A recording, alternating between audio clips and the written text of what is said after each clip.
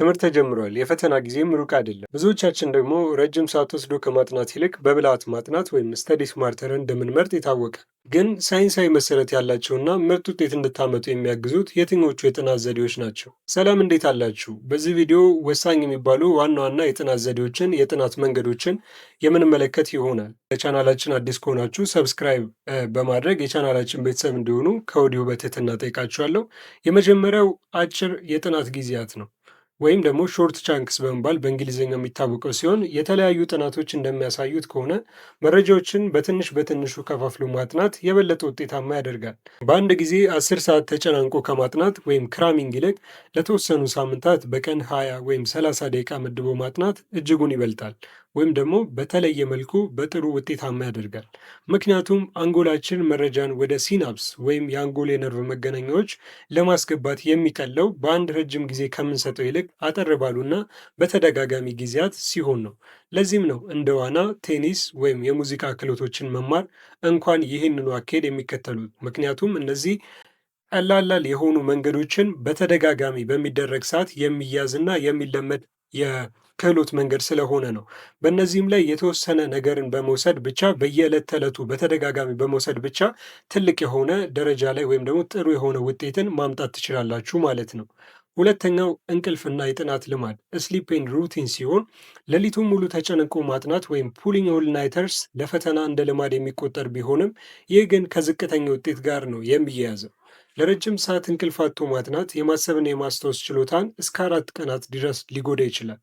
ስለዚህ በምትኩ በቀን ወይም በሳምንት ውስጥ ለጥናት ብቻ የሚሆን ቋሚ ጊዜ መመደብ አንጎልን ለዚህ ልማድ ያዘጋጀዋል። በሂደትም አንጎላችን በእነዚህ ሰዓታት ለመማር ስለሚለማመድ ማጥናት እየቀለላችሁ ይመጣል። ጥናትም ውጤታማና በፈተና ደረጃም ትልቅ የሆነ የማስታወስን ሁኔታን የሚይዝና የሚያቅፍ ይሆናል።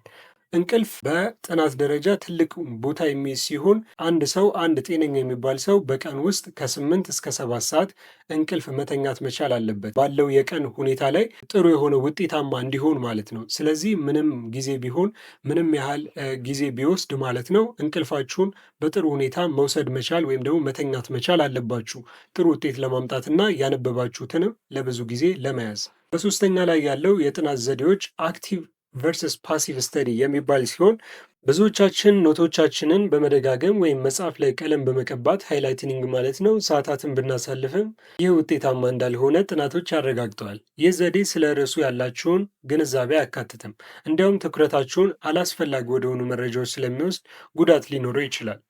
በሌላ መልኩ ፍላሽ ካርዶችን መጠቀም በጥናት ሰዓት ሆነ በትራንስፖርት ውስጥ በትርፍ ጊዜ የማስታወስ ችሎታን ለማጠናከር በጣም ጠቃሚ መሳሪያዎች ናቸው። ለእያንዳንዱ የጥናት ጊዜ ግልጽ የሆነ ግብ ለማስቀመጥም ይረዳል።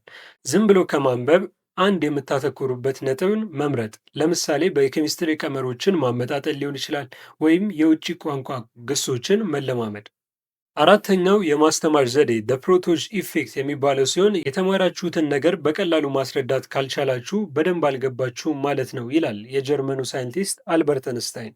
በአንድ ጥናት ላይ ተሳታፊዎች አንድን ጽሑፍ እንዲያጠኑ ተደርጎ ግማሾቹ እንዲፈተኑ፣ ግማሾቹ ደግሞ ያጠኑትን ለሌላ ተማሪ ማስተማር እንዳለባቸው ተነገራቸው።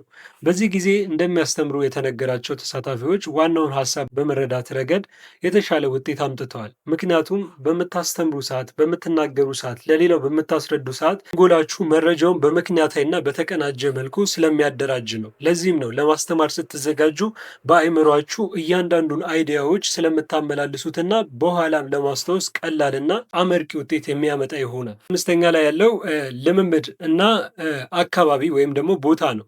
የፕራክቲስ ኤንድ ኢንቫይሮንመንት የሚባለው ማለት ነው።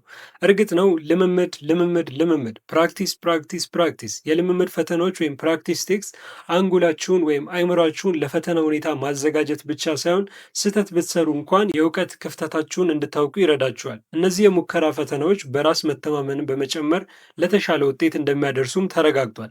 በልምድና በተለያየ በትግበራ ማለት ነው በዕለት ተዕለት በሚተገበር በተለያዩ የፈተና ስራዎች በዕለት ተዕለት በሚደረግ የተለያዩ ጥናት መንገዶች ማለት ነው ትልቅ ውጤትንም ማስመዝገብ ይቻላል።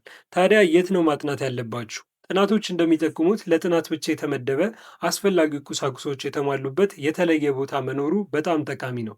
ልክ እንደ ጊዜ መመደብ ሁሉ ይህ አእምሯችሁን ለጥናት ያነቃቀዋል። እነዚህ ቦታዎች ሊመሰረቱ የሚገባው ዲስትራክሽን የማይፈጥሩ፣ ያልተበታተነ፣ ያልተዝረከረከ፣ በስርዓት የሆነ የተለየ ቦታን ሊይዙ ይገባል። ያ በጥናት ረገድ፣ በማስታወስ ረገድ፣ የምታነቡትን ነገር በመያዝ ረገድ ትልቅ የሆነ አስተዋጽኦ እና ትልቅ የሆነ ውጤትን ስለሚያመጣ ነው። በአጠቃላይ ፈተናዎች በጣም ከባድ ሊሆኑ እንደሚችሉ ይታወቃል። የፈተና ጭንቀትን እንዴት መቋቋም እንደምትችሉ ምክር ከፈለጋችሁ ስለዚህ ያዘጋጀሁትን ቪዲዮ ይመልከቱ። እንዲሁም ለተጨማሪ ጥናት ነክ ቪዲዮዎች ሰብስክራይብ ማድረጋችሁን አትርሱ።